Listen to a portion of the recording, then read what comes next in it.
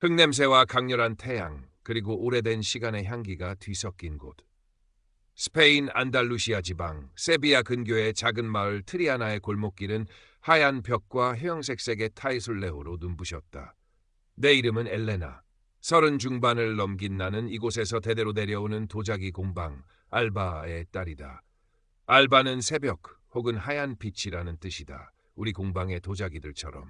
아버지 마테오는 과묵하지만 흙을 만지는 손길에선 수십 년의 연륜과 자부심이 묻어났고, 어머니 소피아는 특유의 활기와 현실 감각으로 공방의 살림과 판매를 도맡아 오셨다.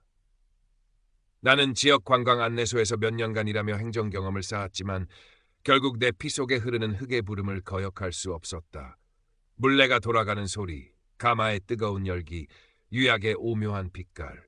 이것이 내 삶의 배경이자 본질이었다. 하비에르를 만난 것은 관광 안내소에서 일할 때였다. 그는 프리랜서 디자이너로 일하며 불안정한 삶을 살고 있었지만 어딘가 위축된 모습 뒤에는 섬세한 감수성과 따뜻한 미소가 숨겨져 있었다. 우리는 금세 사랑에 빠졌다. 하지만 그의 어머니 이사벨은 우리 관계의 첫 장애물이었다. 그녀는 과거 가문의 영광, 실제 했는지는 모르겠지만에 집착하며 근본 없는 장사치의 딸인 나를 노골적으로 무시했다. 그녀의 눈빛에는 차가운 경멸과 함께 아들을 통해 이루지 못한 자신의 허영심을 채우려는 욕망이 번뜩였다. 하비에르, 네 재능이 아깝구나. 저런 집안 여자애는 너와 격이 맞지 않아. 그녀는 만날 때마다 속삭이듯 그러나 비수처럼 날카로운 말들을 쏟아냈다. 그럼에도 나는 하비에르를 포기할 수 없었다. 그의 여린 마음과 숨겨진 가능성을 믿었기 때문이다. 이사벨의 극렬한 반대를 무릅쓰고 우리는 결혼했다. 세비야 시내의 평범한 아파트에서 시작된 우리의 결혼 생활은 소박했지만 사랑으로 충만했다. 나는 그가 어머니로부터 받은 상처를 보듬어주고 싶었고 그가 가진 재능이 언젠가 빛을 발하리라 믿었다. 하지만 이사벨의 댕대는 결혼 후에도 계속되었다. 명절이나 가족 모임에서 그녀는 나를 투명 인간 취급하거나 은근히 내 학력이나 우리 공방의 격을 깎아내렸다. 하비에르는 그때마다 내 눈치를 보며 미안해했지만 어머니 앞에서는 여전히 작아지는 아들이었다. 나는 괜찮다고, 우리가 서로 사랑하면 된다고 그를 다독였다. 그때는 정말 그렇게 믿었다. 사랑만 있다면, 성실함만 있다면 어떤 어려움도 헤쳐나갈 수 있을 거라고. 결혼 생활 1년이 채 지나지 않아 시련이 닥쳤다. 하비에르가 그나마 간헐적으로 일감을 주던 디자인 회사와의 계약이 완전히 끊긴 것이다. 그는 여러 곳에 포트폴리오를 보냈지만 경기가 좋지 않다는 이유로 번번이 거절당했다. 그의 어깨는 점점 더 움츠러들었고 웃음기마저 사라졌다. 우리는 월세와 공과금을 걱정해야 할 처지가 되었다. 그의 좌절은 고스란히 나의 고통이기도 했다. 보다 못한 아버지 마테오가 어느 날 조용히 하비에르를 불렀다. 하비에르, 자네 손재주가 있는 것 같더군. 혹시 공방 일을 배워볼 생각은 없나? 아버지는 평생 흙만 만져온 무뚝뚝한 장인이었지만 사위의 고통을 외면할 수 없었던 모양이다. 하비에르는 처음에는 망설였다. 제가 뭘 할 수 있겠어요, 아버님. 저는 흙에 대해 아무것도 모릅니다. 그의 목소리에는 깊은 패배감이 서려 있었다. 여보, 해봐요. 당신은 할 수 있어. 당신 손길 얼마나 섬세한데 아버지가 도와주실 거고 나도 옆에서 도울게요. 나는 그의 손을 잡고 진심으로 격려했다. 그의 눈빛이 약간 흔들리는 것을 보았다. 다음 날부터 하비에르는 알바 공방으로 출근하기 시작했다. 처음에는 흙 반죽 같은 기본적인 일부터 배웠다. 서툴렀지만 그는 놀랍도록 성실했고 무엇보다 흙에 대한 타고난 감각이 있었다. 아버지 마테오는 말없이 그의 작업을 지켜보며 가끔씩 핵심적인 조언을 툭 던져주었다. 하비에르의 손끝에서 조금씩 형태를 갖추어가는 도자기들을 보며 나는 희망을 느꼈다. 나는 관광 안내소에서 일했던 경험과 외국어 능력을 살려 공방 운영에 새로운 바람을 불어넣기로 결심했다. 낡은 카탈로그 대신 세련된 온라인 스토어를 구축했고 SNS를 통해 공방의 일상과 도자기 제작 과정을 감성적으로 보여주었다. 안달루시아의 햇살을 닮은 밝고 현대적인 디자인을 개발하여 젊은 고객층과 외국인 관광객들에게 어필했다.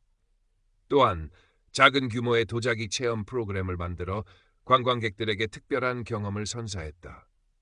스페인어뿐만 아니라 영어와 약간의 프랑스어로 고객들과 소통하며 주문을 받았다. 하비에르의 섬세한 기술과 나의 사업적 감각, 그리고 부모님의 헌신적인 지원이 시너지를 내기 시작했다. 알바 공방은 트리아나의 숨겨진 보석 같은 곳으로 입소문을 타기 시작했다. 지역 신문에 소개되고 유명 여행 블로거들이 방문하면서 주문량이 눈에 띄게 늘어났다. 특히 내가 디자인하고 하비에르가 형태를 만든 현대적인 감각의 식기류와 타일은 해외에서도 좋은 반응을 얻었다. 우리는 눈코 뜰 새 없이 바빠졌지만 함께 무언가를 이루어가고 있다는 기쁨에 힘든 줄 몰랐다. 하비에르의 얼굴에도 오랜만에 자신감 넘치는 미소가 피어났다. 그는 더 이상 과거에 위축된 청년이 아니었다. 물레 앞에서 흙을 다루는 그의 모습은 진지하고 열정적이었다.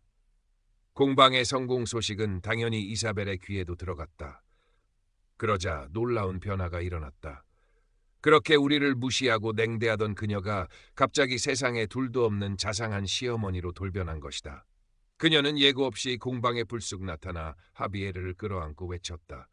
오, 내 아들. 역시 넌 뭘 해도 될 줄 알았어. 정말 대단하다, 하비에르. 네가 우리 가문의 자랑이다. 평생 어머니의 인정에 목말라 했던 하비에르는 그 한마디에 세상을 다 가진 듯 기뻐했다. 그는 어린아이처럼 이사벨에게 매달려 자신의 작품을 설명하고 공방의 성공 스토리를 늘어놓았다. 나는 그 광경을 씁쓸하게 바라볼 수밖에 없었다. 돈 냄새를 맡고 찾아온 그녀의 속셈이 뻔히 보였기 때문이다. 하지만 하비에르는 달랐다. 그는 이사벨의 갑작스러운 관심과 칭찬에 완전히 도취되었다. 그녀는 이제 거의 매일 공방에 드나들며 사사건건 간섭하기 시작했다. 하비에르, 이 디자인은 너무 촌스럽구나. 좀 더 고급스럽게 만들어야지. 공방이 너무 지저분하다. 일하는 사람을 더 두는 게 어때? 저 엘레나 부모님은 언제까지 공방에 계실 거니? 이제 네가 사장이니 알아서 해야지. 하비에르는 처음에는 내 눈치를 살피는 듯했지만 점점 이사벨의 말에 동조하기 시작했다. 어머니 말씀도 일리가 있어, 엘레나. 우리가 좀 더 전문적으로 보일 필요가 있어. 아버지, 어머니, 이제 저희가 알아서 할 테니 좀 쉬세요.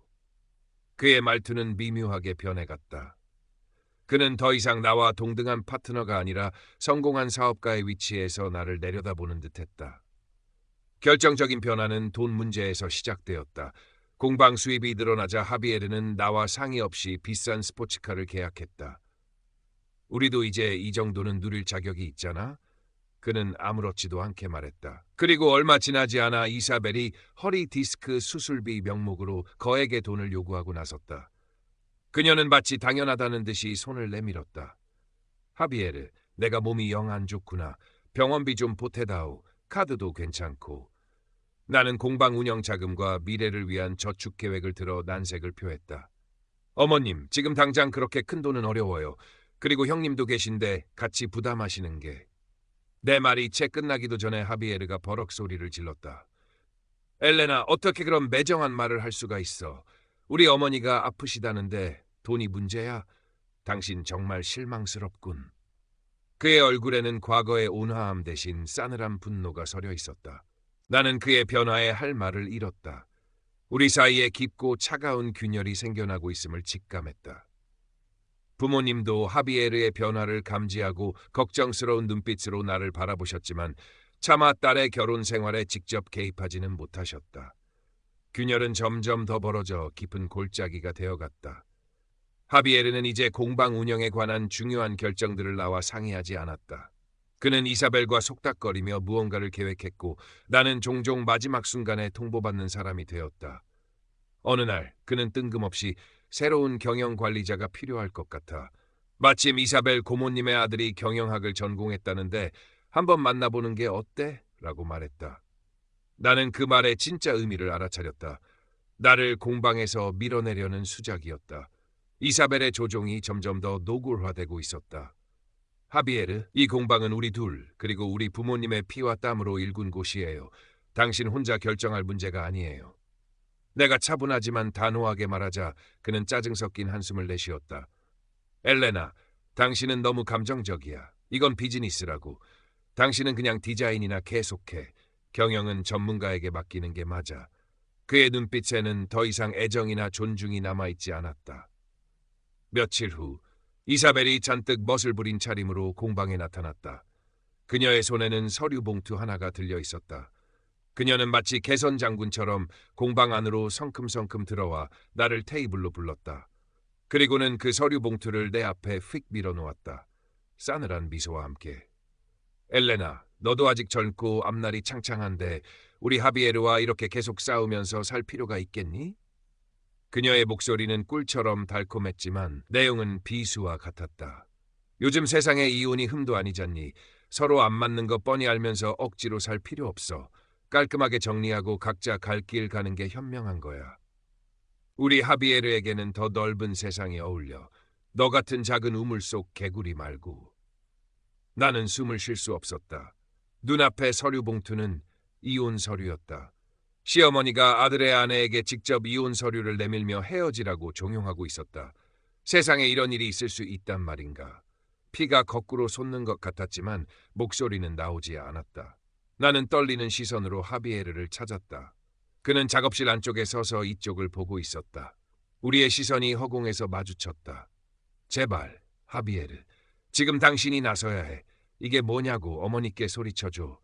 내 손을 잡고 나를 이 지옥 같은 상황에서 구해줘. 내 눈빛은 필사적인 외침과 같았다. 그는 분명 테이블 위에 이혼 서류를 보았을 것이다. 그의 얼굴이 고통스럽게 일그러지는가 싶더니 그는 천천히 내 옆으로 다가왔다. 나는 마지막 희망을 품고 그를 바라보았다. 하지만 그는 나에게 아무 말도 하지 않았다. 나를 보지도 않았다. 그는 그저 내 옆을 스쳐 지나 아무 일도 없다는 듯이 혹은 이 상황에서 도망치고 싶다는 듯이 조용히 공방 문을 열고 밖으로 나가버렸다. 그의 침묵, 그의 외면, 그의 도망. 그것은 이사벨의 모욕적인 말보다 눈앞의 이혼 서류보다 더 깊은 상처를 내 심장에 새겼다. 모든 것이 끝났음을 알았다. 내 사랑, 내 믿음, 내 결혼 생활, 모든 것이 산산조각 나버렸다. 갑자기 휘몰아치던 감정이 거짓말처럼 잔잔해졌다. 깊은 슬픔과 배신감 위로 차가운 분노와 결연한 의지가 떠올랐다. 나는 더 이상 과거의 엘레나가 아니었다. 사랑에 눈멀어 모든 것을 바치던 어리석은 여자가 아니었다. 나는 내 삶과 내 가족의 유산을 지켜야 했다. 나는 테이블 위에 이혼 서류를 집어 이사벨에게 돌려주었다. 이런 종이 쪼가리는 필요 없어요, 어머님. 내 목소리는 놀랍도록 차분했다. 이혼을 원하신다면 제가 직접 준비하죠. 제 방식대로. 나는 굳은 표정에 이사벨을 지나쳐 작업실로 들어갔다. 그리고 물레 앞에 앉아 흙을 매만졌다. 차갑고 단단한 흙의 감촉이 오히려 위안이 되었다. 그날 바로 나는 세비야 시내에서 가장 유능하다는 변호사를 찾아갔다. 나의 이야기를 들은 변호사는 분개하며 말했다. 엘레나 씨, 걱정 마십시오. 이 공방에 대한 당신과 당신 가족의 기여는 명백합니다. 정당한 권리를 찾을 수 있도록 최선을 다하겠습니다. 나는 변호사가 요구하는 모든 서류, 공방 설립 초기 자금 내역, 부모님의 기술 전수 증빙 자료, 온라인 스토어 구축 및 마케팅 활동 기록, 디자인 작업물, 매출 장부 등을 꼼꼼하게 준비했다. 이혼 소송은 생각보다 길고 지저분했다.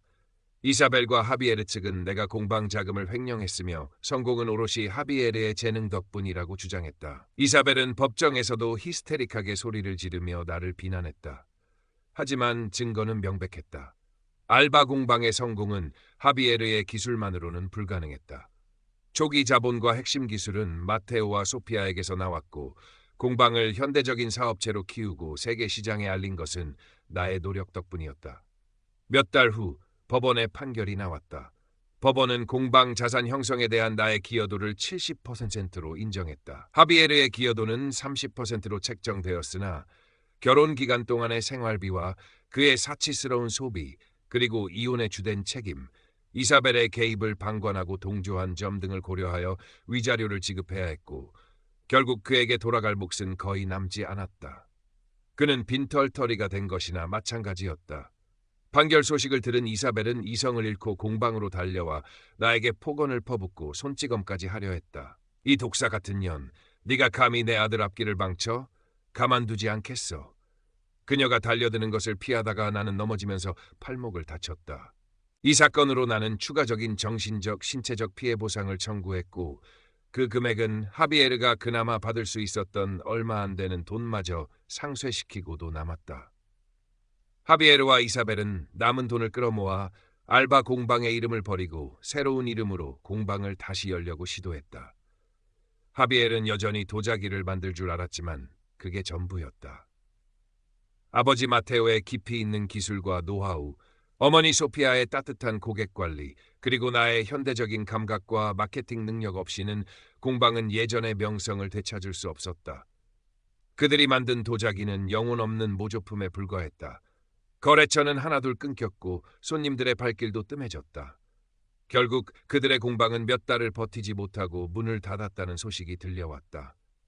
모든 것이 정리된 후 하비에르가 초췌한 모습으로 나를 찾아왔다. 그는 내 앞에서 무릎을 꿇고 용서를 빌었다. 엘레나, 내가 정말 잘못했어. 어머니 때문에, 그리고 성공에 눈이 멀어서 내가 미쳤었나 봐. 제발 한 번만 다시 기회를 줘. 내가 다 잘할게. 그의 눈에는 후회의 눈물이 가득했지만 내 마음은 조금도 흔들리지 않았다. 이미 너무 많은 상처를 받았고 신뢰는 완전히 깨져버렸다. 하비에르, 당신은 기회를 저버렸어요. 당신 스스로. 이제 와서 후회해도 소용없어요.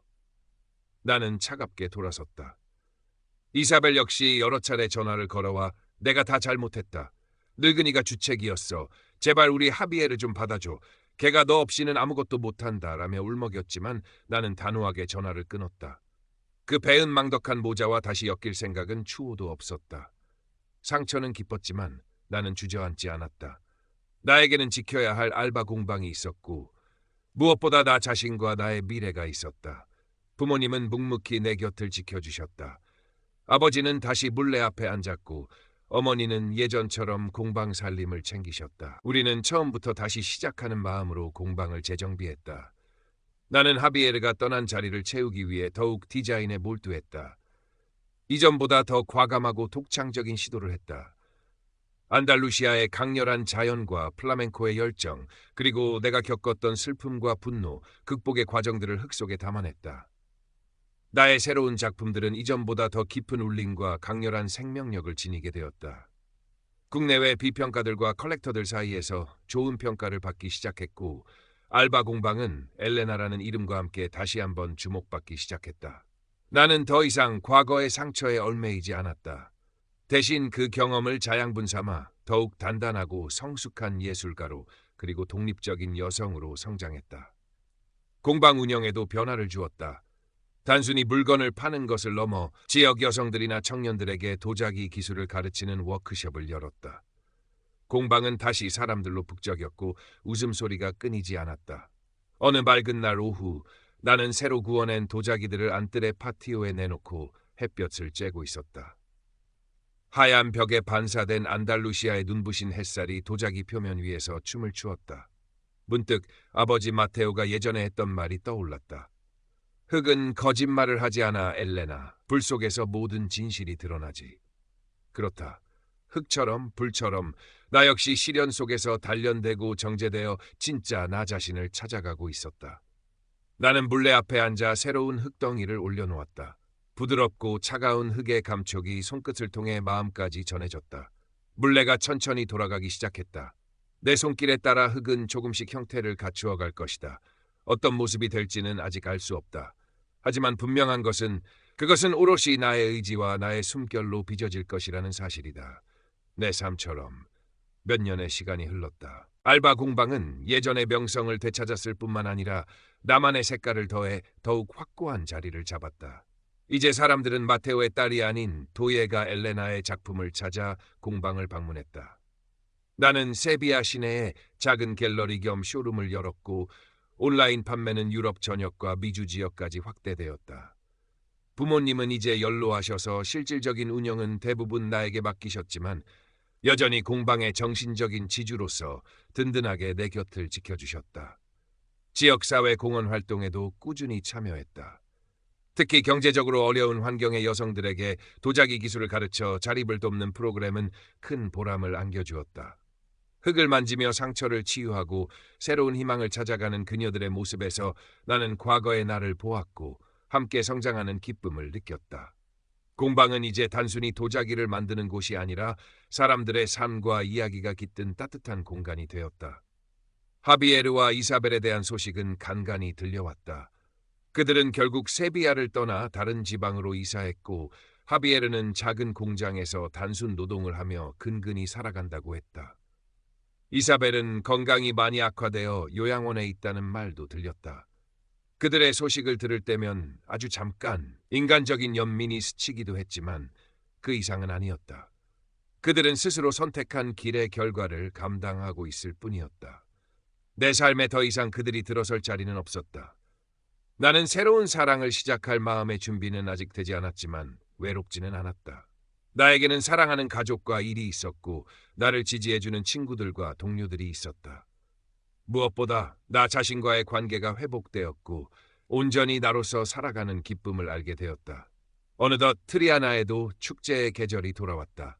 밤이 되면 골목마다 등불이 켜지고 흥겨운 플라멩코 음악과 사람들의 웃음소리가 넘실거렸다.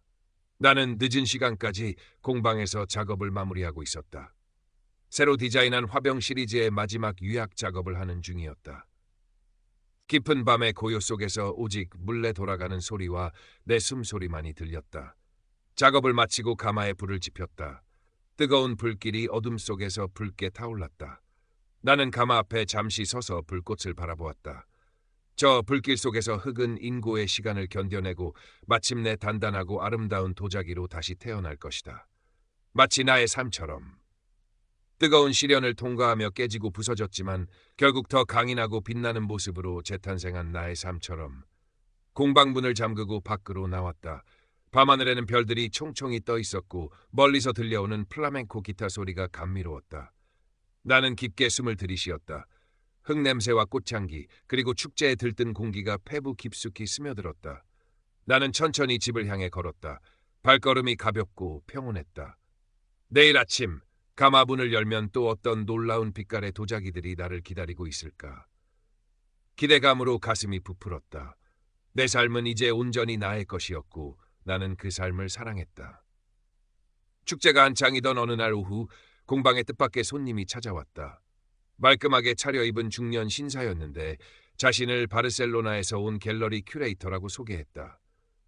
그는 내 작품에 깊은 관심을 보이며 한참 동안 공방을 둘러보았다. 그의 이름은 루이스였다. 엘레나 씨, 당신의 작품에는 강렬한 생명력과 깊은 이야기가 담겨 있군요. 그는 진심 어린 감탄과 함께 말했다. 특히 최근 작품들에서 보이는 독창적인 형태와 유약의 색감은 정말 인상적입니다. 혹시 바르셀로나의 저희 갤러리에서 개인전을 열어볼 생각은 없으신지요? 생각지도 못한 제안이었다. 세비야를 벗어나 스페인 제2의 도시, 예술의 중심지인 바르셀로나에서 개인전을 연다는 것은 도예가로서 큰 영광이자 기회였다. 하지만 동시에 두려움도 밀려왔다. 과연 내가 그럴 자격이 있을까? 나의 작품이 더 넓은 세상에서 통할 수 있을까? 루이스 씨, 정말 감사한 제안입니다만 제가 아직 그런 큰 무대에 설 준비가 되었는지 잘 모르겠습니다. 솔직한 내 대답에 루이스는 부드럽게 미소 지었다. 엘레나 씨, 당신의 재능은 이미 충분히 증명되었습니다. 당신의 작품은 더 많은 사람들에게 알려질 가치가 있어요. 두려워하지 마세요. 저희 갤러리가 최선을 다해 도울 것입니다. 그의 진지한 눈빛과 따뜻한 격려에 나는 용기를 얻었다. 며칠간 고민 끝에 나는 그의 제안을 받아들이기로 결심했다. 개인전 준비는 생각보다 훨씬 힘들고 복잡한 과정이었다. 전시 주제를 정하고 작품을 선정하고 새로운 작품을 구상하고 제작하는 일까지 밤낮 없이 작업에 매달렸지만 힘든 만큼 설렘과 기대감도 컸다. 부모님과 친구들은 물심양면으로 나를 응원해 주었다. 특히 어머니 소피아는 특유의 꼼꼼함으로 전시 관련 행정 업무를 도맡아 주셨고 아버지 마테오는 때때로 결정적인 영감을 주는 조언을 아끼지 않았다. 몇 달 후 나는 마침내 바르셀로나행 기차에 몸을 실었다. 내 생애 첫 개인전을 위해서였다. 갤러리가 위치한 고딕지구의 오래된 건물은 그 자체로 예술작품 같았다. 루이스와 갤러리 직원들은 세심하게 전시 준비를 도와주었고 마침내 내 작품들이 아름다운 조명 아래 자리를 잡았다. 오프닝 당일 갤러리는 많은 사람들로 붐볐다. 미술계 인사들, 비평가들, 컬렉터들, 그리고 내 작품에 관심을 가진 일반 관람객들까지. 나는 긴장했지만 동시에 벅찬 감동을 느꼈다. 사람들은 내 작품 앞에서 이야기를 나누고 감탄하고 때로는 깊은 생각에 잠기기도 했다. 한 노부인은 내게 다가와 조용히 말했다. 당신의 도자기에서 제 삶의 위로를 발견했습니다. 고맙습니다, 엘레나 씨. 그 한마디에 나는 그동안의 모든 노고를 보상받는 기분이었다. 전시는 예상보다 훨씬 성공적이었다. 여러 매체에 호평이 실렸고 작품 판매도 순조로웠다. 무엇보다 이번 전시를 통해 나는 도예가로서 한 단계 더 성장했음을 느꼈다. 더 넓은 세상과 소통하고 내 안의 가능성을 확인하는 소중한 경험이었다. 바르셀로나에서의 성공적인 전시를 마치고 트리아나로 돌아왔을 때 나는 예전과는 다른 사람이 되어 있었다. 더 이상 과거의 상처에 얽매이지 않았고 미래에 대한 막연한 불안감도 사라졌다. 내 안에는 조용한 자신감과 평온함이 자리 잡고 있었다. 공방은 여전히 나의 중심이었지만 이제 나의 세계는 더 이상 이 작은 마을에만 국한되지 않았다. 나는 바르셀로나 전시를 계기로 알게 된 다른 예술가들과 교류하며 새로운 영감을 얻었고 해외 아트페어에도 참가하며 활동 영역을 넓혀갔다. 때로는 다른 분야의 장인들과 협업하여 도자기의 새로운 소재나 기법을 접목하는 실험적인 시도도 했다. 알바 공방은 전통을 지키면서도 끊임없이 변화하고 성장하는 살아있는 공간이 되었다. 그러던 어느 날 공방으로 한 통의 편지가 배달되었다. 발신인은 하비에르였다. 나는 잠시 망설이다 편지를 뜯었다. 그의 서툰 필체로 쓰인 편지에는 참회와 그리움 그리고 마지막 부탁이 담겨 있었다. 그는 자신이 위독하며 마지막으로 나를 한번 보고 싶다고 했다. 그리고 이사벨이 몇 달 전 세상을 떠났다는 소식도 함께 적혀 있었다. 마음이 복잡했다. 그를 만나러 가야 할까? 아니, 그럴 필요 없어. 이미 끝난 인연인데. 하지만 편지 속 그의 마지막 절박함이 자꾸만 마음에 걸렸다. 그가 내게 준 상처는 깊었지만 한때는 내 모든 것을 걸고 사랑했던 사람이었다. 며칠을 고민한 끝에 나는 그가 있다는 북부 지방의 작은 병원으로 향했다. 병실에 누워있는 하비에르는 내가 알던 모습과는 너무나 달랐다. 깡마르고 창백한 얼굴, 깊게 팬 주름, 공허한 눈빛. 그는 나를 보자 희미하게 미소를 지으려 했었지만 그마저도 힘겨워 보였다. 와, 좋구나, 엘레나. 고마워. 그의 목소리는 갈라져 나왔다. 우리는 한동안 아무 말 없이 서로를 바라보았다. 어색한 침묵 속에서 과거의 기억들이 파노라마처럼 스쳐 지나갔다. 찬란했던 사랑의 순간들, 함께 웃고 울었던 시간들, 그리고 서로에게 생채기를 냈던 아픈 기억들까지. 어머니, 돌아가셨다는 얘기 들었어요. 내가 먼저 침묵을 깼다. 하비엘은 천천히 고개를 끄덕였다. 마지막까지 당신 얘기만 했어. 미안하다고, 용서해달라고. 그의 눈가에 물기가 어렸다. 나도 마찬가지야, 엘레나. 내가 당신에게 무슨 짓을 했는지 너무 늦게 깨달았어. 정말 미안해. 나는 그의 손을 가만히 잡아주었다. 뜨겁고 메마른 그의 손에서 지난 세월의 후회와 고통이 느껴졌다. 하비에르, 다 지난 일이에요. 이제 편히 쉬어요. 내 말에 그는 다시 한번 희미하게 미소를 지었다. 그리고는 지친 듯 천천히 눈을 감았다. 그것이 내가 본 그의 마지막 모습이었다. 병원에서 돌아오는 길, 내 마음은 이상하리만치 차분했다. 용서라고 하기엔 거창할지 모르지만 적어도 내 안의 응어리 하나가 풀려나가는 느낌이었다. 과거는 과거일 뿐 더 이상 현재의 나를 붙잡아 둘 수 없었다. 나는 이제 온전히 자유로웠다. 다시 트리아나의 일상으로 돌아왔다. 하비에르와의 마지막 만남은 내 삶에 작은 파문을 일으켰지만 곧 잔잔해졌다. 나는 여전히 나의 자리에서 묵묵히 흙을 빚고 불을 다루고 나의 이야기를 도자기에 담아냈다. 어느덧 시간은 더 흘러 나는 40대에 접어들었다. 부모님은 이제 완전히 은퇴하셔서 공방 근처의 작은 집에서 소일거리를 하시며 노후를 보내셨고 알바 공방은 온전히 나의 책임 아래 운영되었다. 나는 몇 명의 젊은 제자들을 두어 기술을 전수했고 그들과 함께 공방을 더욱 활기차게 만들어 나갔다. 바르셀로나 갤러리의 큐레이터였던 루이스와는 좋은 친구이자 사업 파트너로서 인연을 이어가고 있었다. 그는 종종 트리아나를 방문하여 나의 새로운 작품들을 감상하고 조언을 아끼지 않았으며 나의 해외 전시 활동에도 큰 도움을 주었다. 우리는 예술이라는 공통 분모 안에서 서로를 존중하고 지지하는 건강한 관계를 유지했다. 때로는 그에게서 이성적인 호감을 느끼기도 했지만 서두르지는 않았다. 사랑은 또 다른 형태로 예상치 못한 순간에 찾아올 수도 있다는 것을 이제는 알기 때문이었다.